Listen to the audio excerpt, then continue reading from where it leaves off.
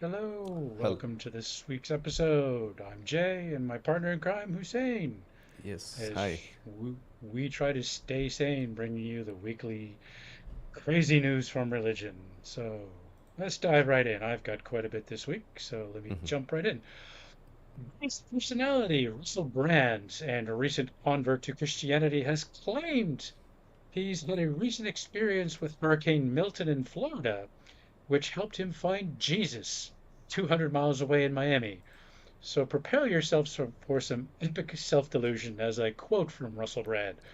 I was taught from Matthew that when the apostles were dealing with a storm, Peter first asks, when he sees our Lord on the water, is that you? And you don't get out of the boat until you know it's Jesus, until you know it's the Lord who's saying, yes, come. He says yes, and you can get out of the boat. But unlike Peter, when you're out of the boat, you've got to keep your eyes fixed on the Lord, because if you take your eyes off Jesus, the storm could devour you. The storm, I suppose, is a demonstration of the almighty power that is beyond our control. As a metaphor, it helps me to understand that I must listen and watch the quest. So if you're a fan of Russell Brand, maybe it's time to find a new celebrity to follow. Moving on to Israel, it's been an eventful week. We saw Israeli airstrikes on Beirut that are killing civilians, including a strike on a hospital that killed four. Netanyahu is being roundly condemned by world leaders now after one, brazenly ordering the UN out of an area they intended to attack, and two, sending IDF tanks in to breach a United Nations compound, injuring 15 United Nations peacekeepers. The UN reminds the IDF of its obligations regarding the safety of UN personnel and property. So Netanyahu is clearly a man totally out of control who figures he can do and act unilaterally and act with impunity. Biden is reported to have said to Netanyahu, and I quote, you know, the perception of Israel around the world increasingly is that you're a rogue state, a rogue actor. Continuing on in Gaza, they then struck a school, killing 15. And in the latest tactics in Gaza, including the latest orders to Palestinians to evacuate the northern areas, analysts speculate that this is the implementation of a retired general's plan to, quote, surrender and starve Hamas out. The ultra nationalist extremists in Netanyahu's cabinet want to replace Palestinians in northern Gaza with Jewish settlers. Finance Minister Smotrich has said, and I quote, our heroic fighters and soldiers are trying to are trying or sorry, our heroic fighters and soldiers are destroying the evil of Hamas, and we will occupy the Gaza Strip. So here's an Israeli cabinet minister spewing his own religiously inspired zealotry of his own version of From the River to the Sea. Over to you, Hussein.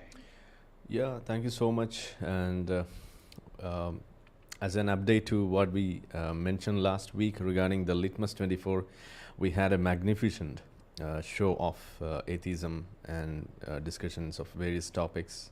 Yes, that was a wonderful, successful event. Like almost um, exact number isn't yet out, but close to 8,000 people. That's what we finally estimate. That's Excellent. the number of attendees for just one day event, and that was a huge success. So that was one update to the last day's event, Litmus 24. Now we are expecting Litmus 24 in the next year in Cochin, another town. So moving on, we have a news, a gruesome event that happened in Pakistan. That is, 7 people got killed and many injured in a tribal clash in Khyber Pakhtunkhwa. That's the place in Pakistan. So it was erupted after a shooting incident with vehicles targeted, leading to more casualties. Tribal leaders are mediating the peace process and such things over there.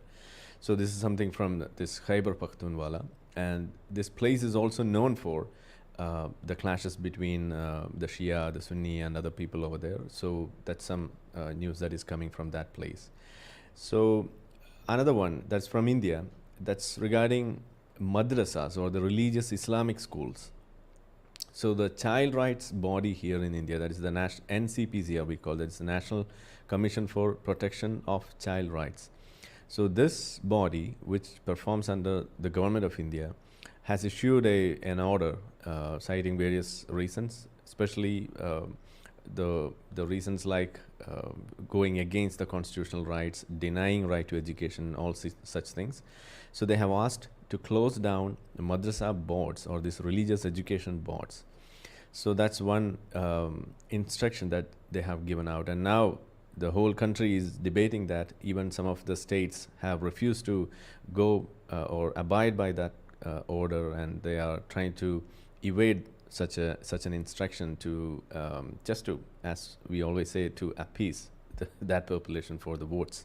So discussions are on, and all the reasons which, if you go through, will be you'll find that as valid, especially when it comes to imposing religious values or religious instructions, which is trying to overrule constitutional rights, especially freedom of religion and other things, and free speech, and even the fundamental rights of individual freedom.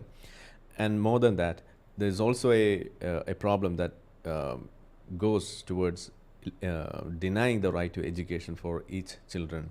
So they are being just given the religious education, and they are not given the proper education. So that leads to much more or bigger or long lasting problems afterwards. So this commission is addressing all those things.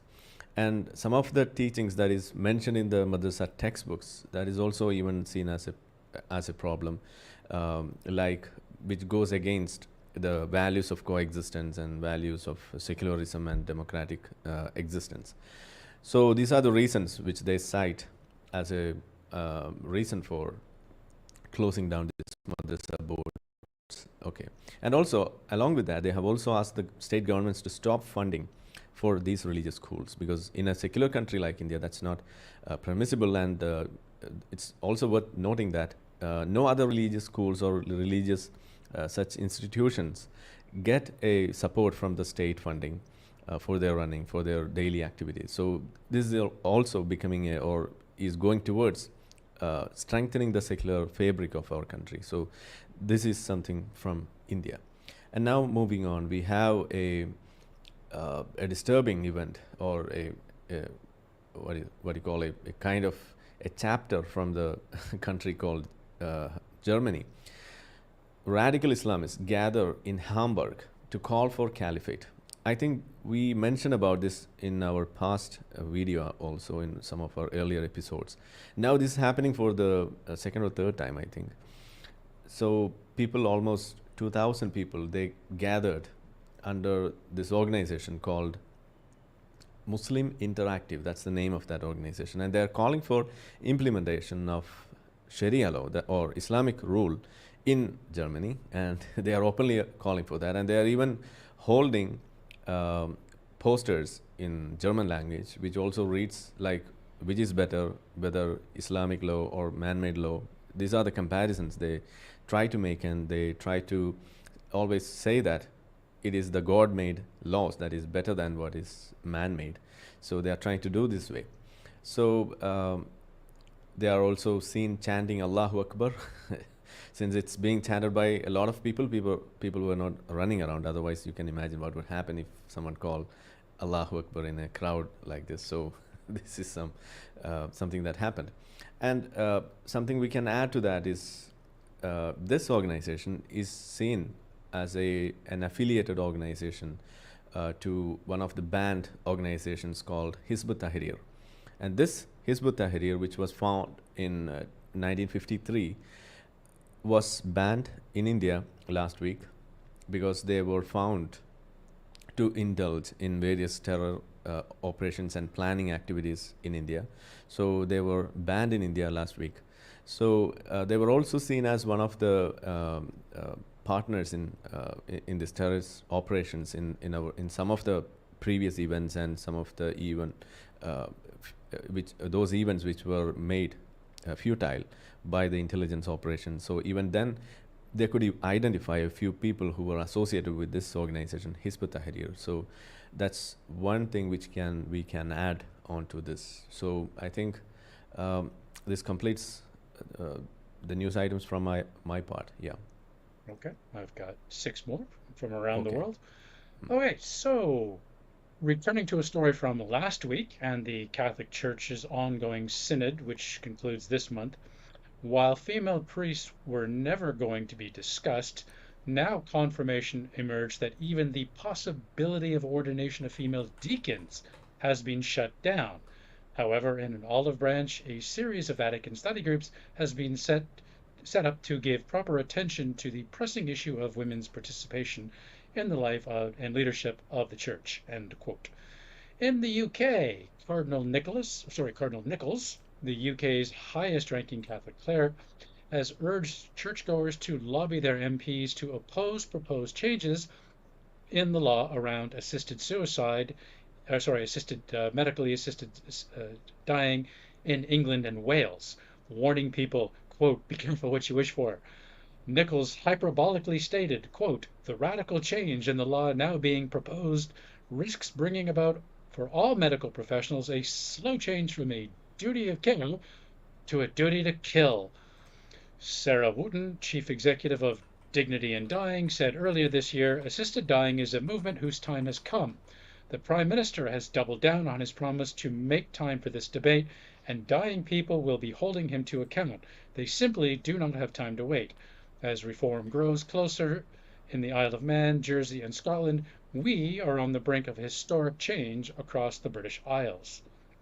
Staying in the UK, the National Secular Society has called for an end to religious privilege in a message sent to the Equality and Human Rights Commission, whose mission is to end unlawful discrimination and to protect human rights in the UK. So good on you, UK, for getting rid of religious privilege. In the US, tens of thousands of evangelicals rallied at a Christian nationalist event in DC to, quote, turn hearts back to God, as the US, in their view, has been poisoned by secularism and must be ruled instead by a Christian God. It's the first of a series of Christian nationalist gatherings in DC to rally believers to the Capitol ahead of next month's election. The rally is a collaboration organized by multiple far-right Christian leaders affiliated with New Apostolic Reformation, a movement on the political far-right that seeks to establish long-term Christian dominion over government and society, as well as get Trump elected to a second presidency. So, if you're in the United States, get out and vote and stop this nonsense from happening. In Malaysia, police have rescued over 400 minors from suspected sexual abuse at Islamic charity homes run by a prominent Islamic business organization with links to a banned religious sect. The top police official said after reports were filed recently that alleged neglect, abuse, sexual harassment, and molestation was taking place. Police arrested 171 Islamic religious teachers during coordinated raids on 20 premises across two Malaysian states. The business previously made headlines for establishing the controversial Obedient Wives Club, previously a club set up that had called on women to submit to their husbands, quote, like prostitutes. And in our last story, Switzerland has narrowly voted in favor of banning face coverings in public in a public referendum that passed by just 51 to 48%. A leading Swiss Islamic group said it was a dark day for Muslims, end quote, while the Swiss government argued against the ban, saying it was not up to the state to dictate what women wear. However, other Muslims in the community supported the ban, like Imam Mehmedi, who told the BBC he thought the motivation behind the campaign was, quote, probably Islamophobic, but supported the ban because it would help emancipate Muslim women in Switzerland. Ahead of the vote, Walter Waldman, chairman of the referendum committee, described Muslim face coverings as, quote, a symbol for this extreme political Islam which has become increasingly prominent in Europe and which has no place in Switzerland. In Switzerland, our tradition is that you show your face. That is a sign of our basic freedoms, end quote. Amnesty International spoke out against the proposed ban, calling it, quote, a dangerous policy that violates women's rights, including to freedom of expression and religion, end quote. The wearing of Islamic veils in public has been a controversial topic in other European countries. France banned wearing a full face veil in 2011, while the Netherlands, Denmark, Austria, and Bulgaria have put in place full or partial bans on wearing facial coverings in public. And that wraps it up for me for this week. Yeah. So, I think we can add one more or sure. two more. Yeah. So this is from Bangladesh, and it's regarding the murder of a journalist over there, and his name is uh, Swapan Kumar Bhadra. That's his name. He's a senior journalist, and he was hacked to death on October 12th in Bangladesh. So it's raising alarm over the safety of media professionals over there, especially during this ongoing turmoil of the secularism and democratic issues over there, which is getting eroded after the expulsion of Hasina and the rise of Islamic extremism over there. So he's known to um, the public as a journalist who writes about terrorism, drug abuse, and anti-social activities. So he's known for this. So he usually writes on these topics, and it's seen he was sacked to death in his residence itself. So now people are raising some concerns over this because it's not just one or two journalists getting killed like this. So it's now a routine activity which is being happening in the countries like this, especially Pakistan and Bangladesh. And another one is from Saudi Arabia. It's about hiring of 7,000 music teachers for education in schools.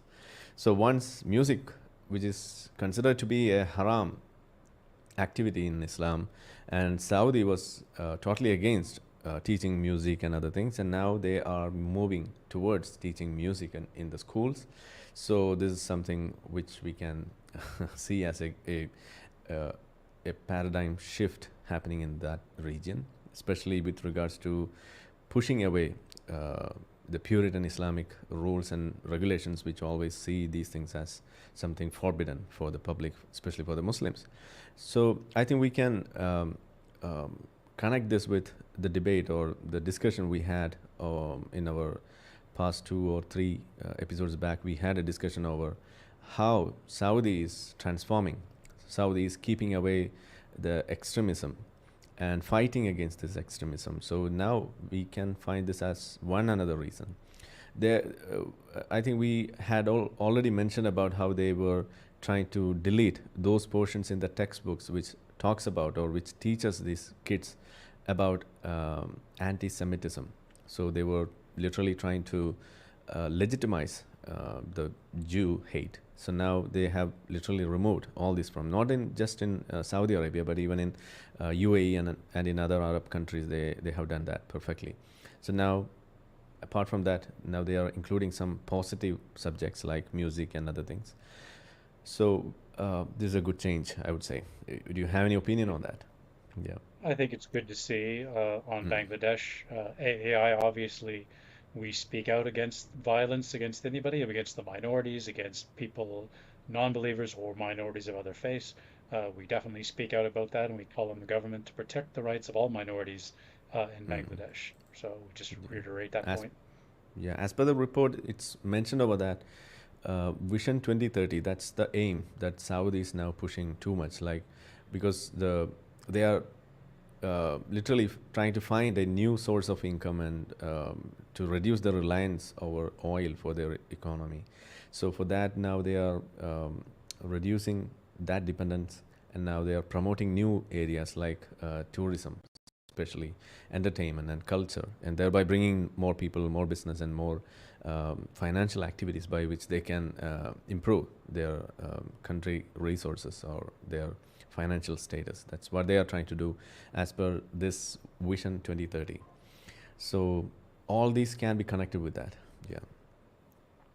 Let's hope and Yep. pray.